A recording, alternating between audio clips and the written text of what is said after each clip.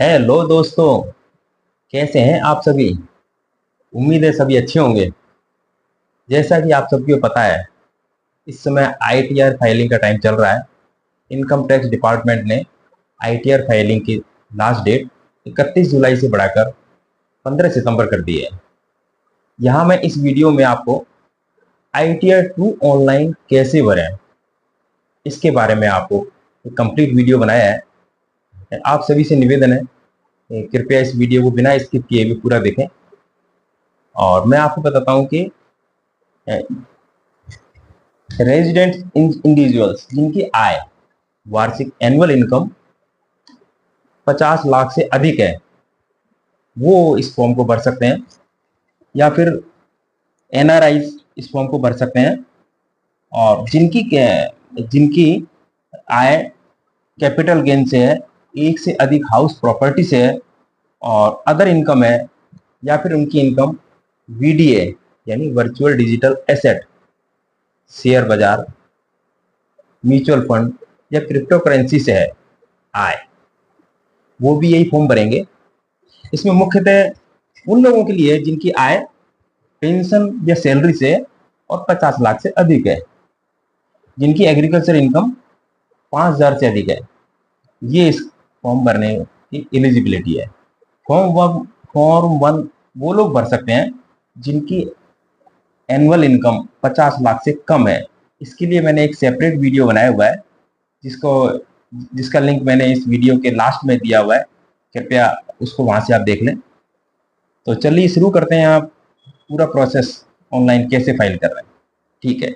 ITR 2 online file करने के लिए हम सीधे इनकम टैक्स के पोर्टल पर चलते हैं। और ये इनकम टैक्स पोर्टल है। यहाँ पर हमको लॉगिन करना होगा। लॉगिन हम यहाँ पर देख रहे हैं कि जो है ये लॉगिन यहाँ पर हम पैन नंबर या फिर आधार नंबर भी डाल करके लॉगिन किया जा सकता है। और तब यहाँ डाल देंगे तो उसके बाद फिर अपन यहाँ कंटिन्यू करेंगे। तो चलिए हम यहाँ पर इसके अंदर अब अपना पैन नंबर डालते हैं।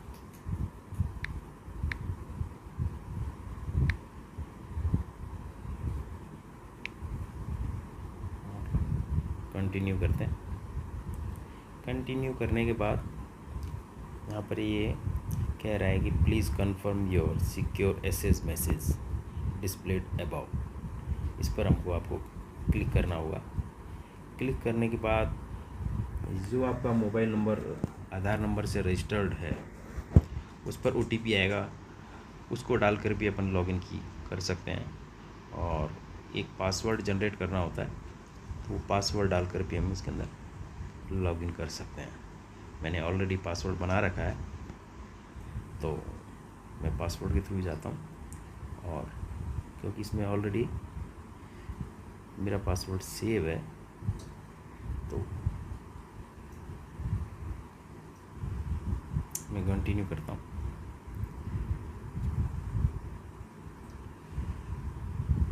ये कंटिन्यू हुआ। और कंटिन्यू के बाद हम इसके अंदर यहाँ डैशबोर्ड पर सब लिखा हुआ है। डैशबोर्ड है, ई फाइल, ऑथोराइज पार्टनर, सर्विसेज, है ना। और मैं बताता हूँ कि आपको, देखिए ये देखिए सर्विसेज है AIS। तो इसको फाइल करने के लिए हमको दो चीज़ों की ज़रूरत पड़ेगी। फॉर एग्जांपल ये AIS को हमको इसमें एनुअल इन्फॉर्मेशन होती है, इसके अंदर समरी है उसकी, उसको देखना होगा। सारे डेटाज हमें अलग से ये नोट करने होंगे। और या फिर जो है हमारे के अंदर ई फाइल के अंदर जाके हम लोग इसके अंदर जाएंगे। और ये फॉर्म 26 है, 26 वाले फॉर्म को, ये वाला, इस वाले फॉर्म को हम जाके चेक करेंगे। और इसके अंदर हमारे जो TDS डिडक्ट हुआ है, हमारे अलग अलग जगह पर जो बैंक्स के अंदर हमारा जो TDS डिडक्ट हुआ है, वो इसमें हमारे को रिफ्लेक्ट होगा, ठीक है। फिर हम चलिए हम आगे चलते हैं और फॉर्म भरने के लिए इस आईटीआर को भरने के लिए हम लोग सेलेक्ट करते हैं। सेलेक्ट करेंगे हम इस समय जो चल रहा है वो करंट असेसमेंट ईयर चल रहा है, ये वाला ये करंट असेसमेंट ईयर, इस पर हम क्लिक करेंगे क्योंकि हम इसी क्या है आईटीआर फाइल कर रहे हैं। ठीक है, मैं इस पर क्लिक करता हूँ और इसको हम फिर ऑनलाइन मोड में ही चलेंगे, तो ऑनलाइन में इसके लिए क्लिक करता हूँ और कंटिन्यू करता हूँ। कंटिन्यू करने के बाद हमने कोई ड्राफ्ट उसमें भी सेव किया हुआ नहीं है, तो हम लोग स्टार्ट ए न्यू फाइल के लिए इसके अंदर क्लिक करते हैं, आगे बढ़ते हैं। आगे बढ़ने के बाद हम इसके अंदर चलते हैं इंडिविजुअल की तरफ। इंडिविजुअल वैसे बाय डिफ़ॉल्ट भी इसमें क्लिक हुआ आ रहा है। चलिए इसको कंटिन्यू करते हैं। कंटिन्यू करने के बाद फिर ये वापस यहाँ पर क्लिक करते हैं और ये सिलेक्ट करने के लिए कह रहा है कौन सी आईटीआर फॉर्म हमको सेलेक्ट करना है। तो चलिए हम इसको ITR 2 जैसे कि बताया ITR 2 हमको यहाँ पर ऑनलाइन भरना है, तो प्रोसीड विद ITR 2। ओके, अब देखिए ये अब कह रहा है कि please note new tax regime is the tax default regime, kindly compare the tax liability as per new and old tax regime before filing your return of income. तो by default तो हमको हमारे को नया टैक्स रिजिम ही आएगा, और यदि हम ओल्ड टैक्स रिजिम की तरफ जाते हैं तो हमको वो सिलेक्ट करना होगा। ओल्ड टैक्स रिजिम के अंदर हमारे को काफ़ी सारे डिडक्शंस देखने को मिलते हैं, तो ये आप पर डिपेंड करता है कि यदि आपकी ये डिडक्शंस के बाद टैक्सेबल इनकम कम होती है तो उस तरफ जा सकते हैं, अदरवाइज़ आपको बाय डिफ़ॉल्ट नया रिजिम तो आपको टैक्स रिजिम तो आपको इसके अंदर है ही है। चलिए इसको ओके करते हैं। अब लेट्स गेट स्टार्टेड।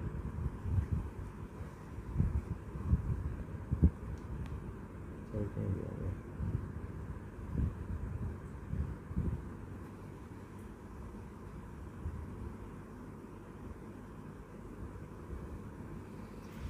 अब यहाँ पर जो है ये कह रहा है कि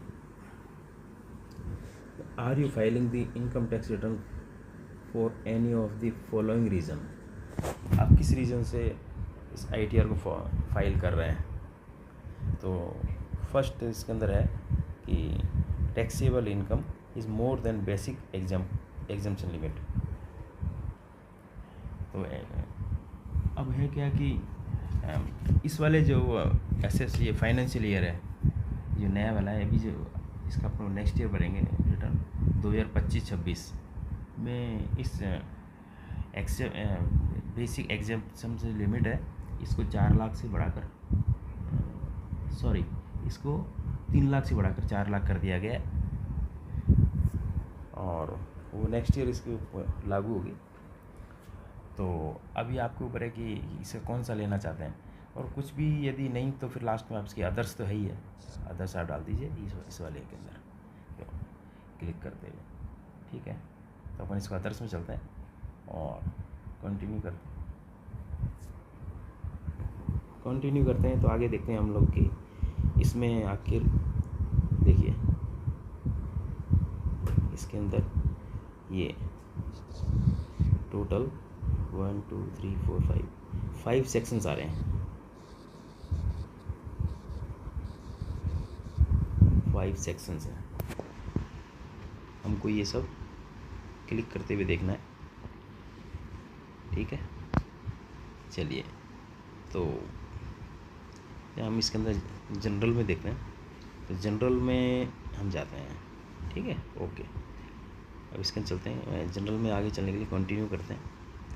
फिर आ रहा है कि इसके अंदर काफ़ी सारे डेटाज तो प्री फिल्ड हैं, है ना, और वो उसमें तो आप चेंज नहीं कर सकते कि वो ऑलरेडी पहले से ही फिलअप होके आते हैं।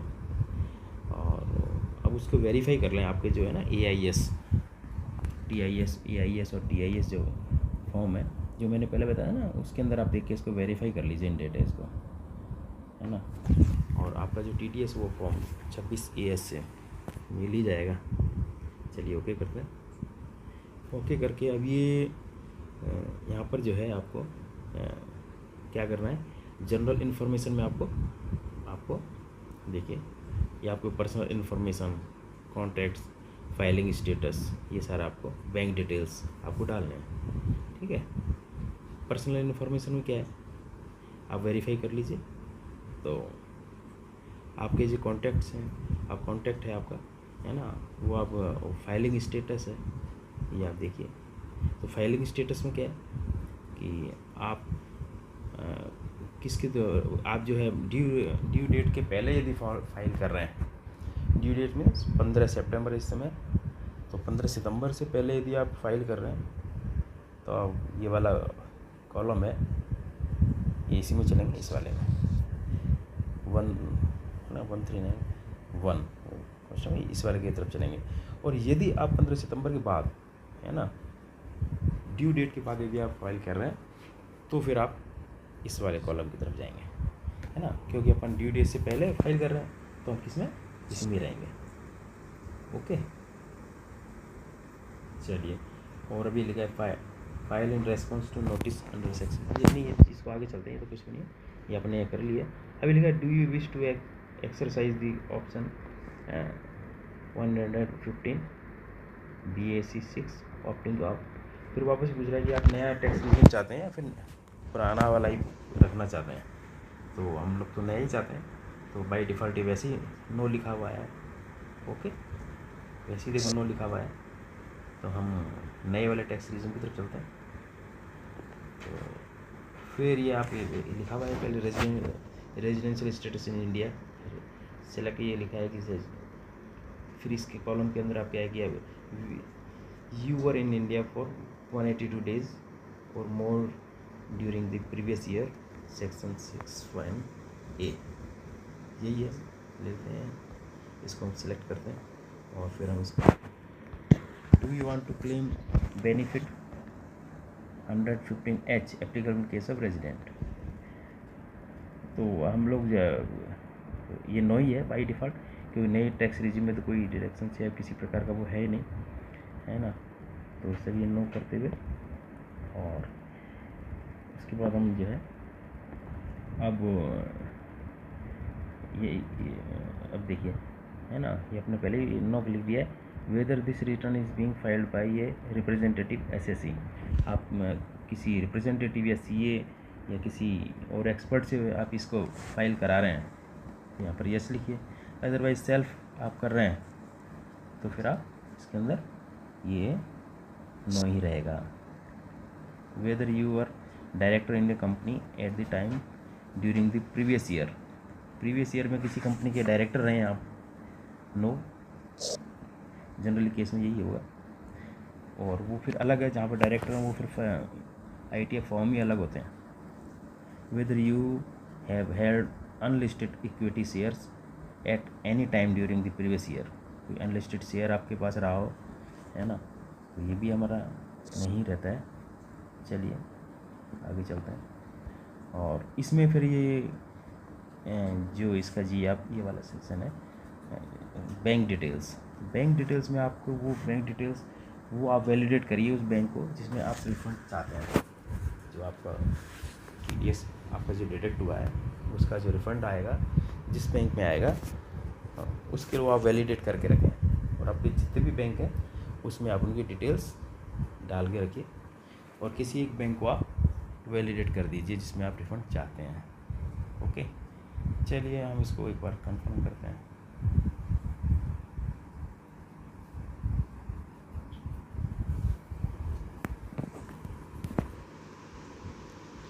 चलिए, अब ये जितने भी आपके सेक्शंस हैं, है ना, ये जितने भी सेक्शंस हैं ये आपके ये क्लियर, आप इसको फिलअप करेंगे तो ये कंफर्म होते चले जाएंगे ग्रीन कलर से।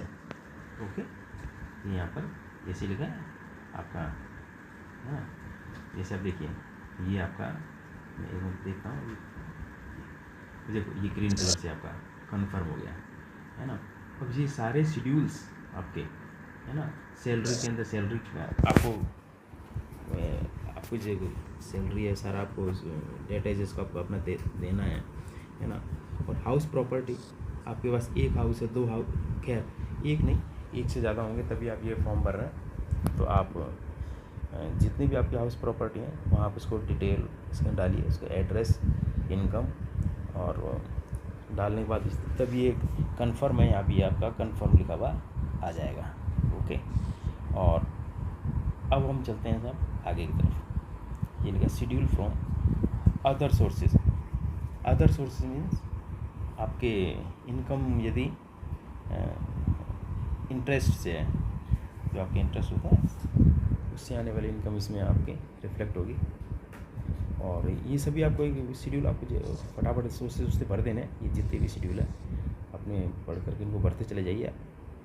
और अब इसके अंदर देखिए आप, ये है इसमें वो जो बताना चाह रहा था आपको, जैसे ये देखिए, ये जो भी यहाँ पर मैंडेटरी है तो वो आपको फिलअप करना ही करना है। ओके, ये जैसे आपकी ये भी मैंडेटरी है, ये मैंडेटरी है, इनको आप, ये मैंडेटरी है, ये भी मैंडेटरी है, टैक्स पेड है ना। तो ये आपको फिलअप करना ही करना है। और यहाँ पे कंफर्म होने के बाद में लास्ट में आपको ये प्रोसीड टू वैलिडेशन, ये आ ही रहा है यहाँ पे, ये प्रोसीड टू वैलिडेशन। इसमें आप फिर क्या करेंगे, अपना आधार नंबर डालने के बाद में जो OTP आएगा उसको डालिए, तो ये वैलिडेट हो जाएगा, है ना। और बाद में क्या है कि TDS आपका जो बन रहा है ना, जो TDS है आपका, उसके बाद में कोई टैक्स यदि बन रहा है तो वो डिडक्ट होने के बाद जो भी टैक्स आपका बनता है, तो उसके बाद आपके दो ऑप्शन आएंगे। क्या आएंगे, इस तरह से आपके लिखे हुए हैं, क्योंकि मैं आगे बढ़ना नहीं चाह रहा हूँ, मतलब वो आप आगे खुद अपने आप से पढ़ लेना। यहाँ पर आएगा आपको इस तरह से लिखा हुआ आएगा कि पे लेटर, ये आपका जो टैक्स बनता है, पे लेटर, और इसमें आएगा पे नाउ। अब जो भी चाहें आप पे बाद में करना चाहते हैं, है ना, या फिर तुरंत आप पे करना चाहते हो, तो आप उसको पे कीजिए और आगे बढ़ें। इस तरह से आपका जो है ऑनलाइन ITR 2 कंप्लीट होता है। ओके, थैंक यू साथियों।